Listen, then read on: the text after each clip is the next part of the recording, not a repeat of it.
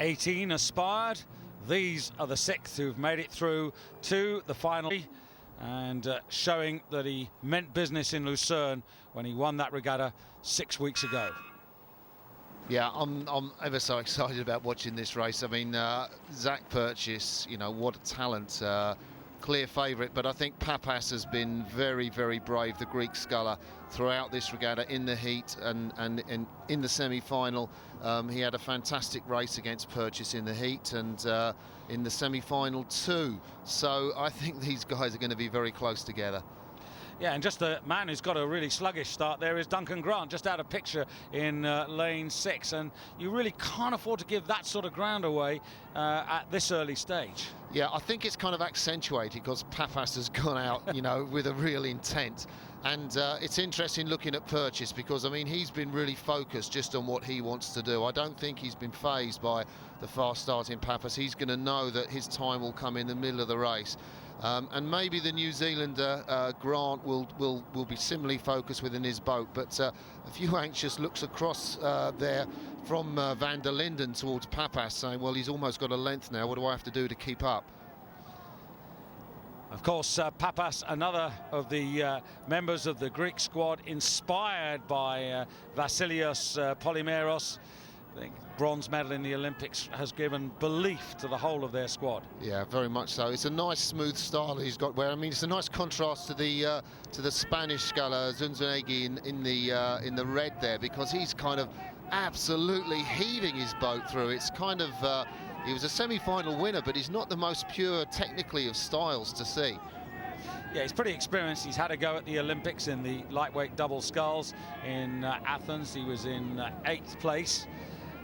But Papas, well, he's set out his store here. The question is, can he sustain it? Could he possibly nick a medal? Quite frankly, if he could get a medal here, that would be an absolute triumph. Yeah, and where we're going to see the difference in this, I reckon, is in the sort of 4th 250, just coming up to 1,000 metres. Can he sustain that pace? If he can, he's going to be there amongst the medals. If he can't, well, it's a big question mark. And we're all waiting for this cool Brit in the black boat, Zach Purchase, to make his move. The Spanish has signalled his intent. He's blasting through this second 500 metres. But I guess Purchase is sat there fairly cool, and well, we're going to want to see him move soon. Yeah, Zach Purchase, of course, sidelined for much of the first part of the season, recovering from a wrist injury. Yeah, it's fascinating to see the way he came back at Lucerne just to take that World Cup race and knock off his fellow Brit Tim Mayle, who'd won the World Cup event, I think, in Poznan previously. But basically, well, I mean, coming up to 1,000 metres, Purchase is looking complete class now. I mean, look at his technique. He's just so focused, he's so long. I mean, the Spanish is kind of hacking away there. I think the Greek's tying up, and Purchase is just, you know, slicing through the two guys. Hasn't even looked at them yet.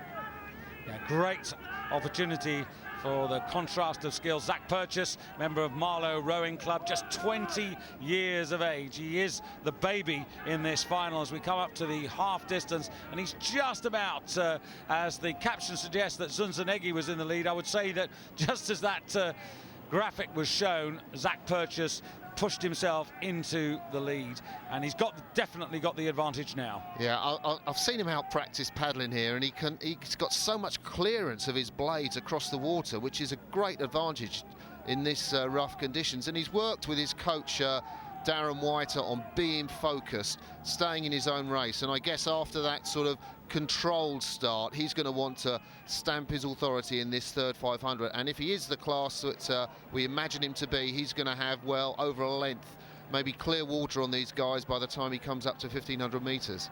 Yeah, he picked up a second over the Spaniard in that second quarter there, Zunzunegui, and just has a little look to his right there, but now you can see the advantage is a good half length to the British lightweight single sculler over the Spaniard, and there's a race developing for the bronze medal as well. Now Duncan Grant, after a slow start, is beginning to get on terms. He's out of picture at the moment, but he is beginning to move himself into a challenging position ahead of Bean Pisla. That's the young Slovenian who comes from Koper, which is near Trieste.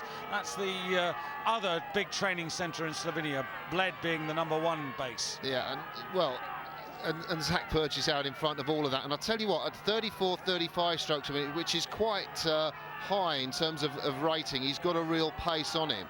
And, you know, if this pace continues down the course, maybe if the other scullers challenge him at the finish, we're going to be in for quite a fast time for this lightweight singles. Well, that is the situation. You can see Duncan Grant just went through at the bottom of your picture there, and he's gone into bronze medal position. So he's done really well in this middle 1,000. He was second fastest, only to Zach Purchase through the second quarter, and now is trying to close up on Zunzunegui.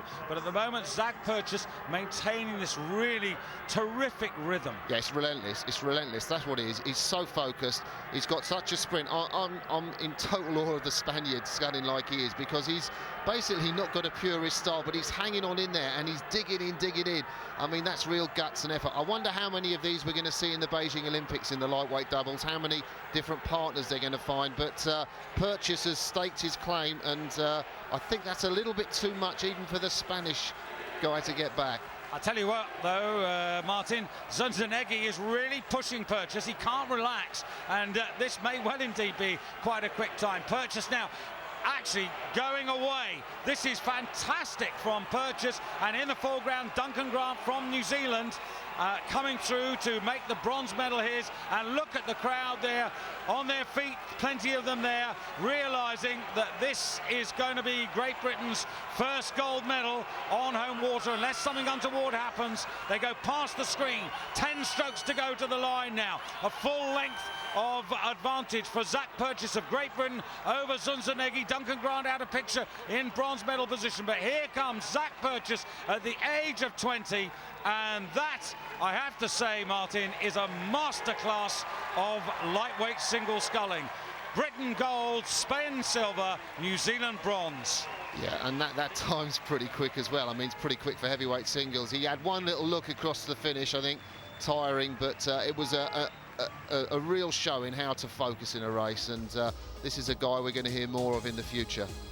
Zach's winning time 0.15 of a second faster than Carsten Nielsen's world previous best from St. Catherine's in 1999.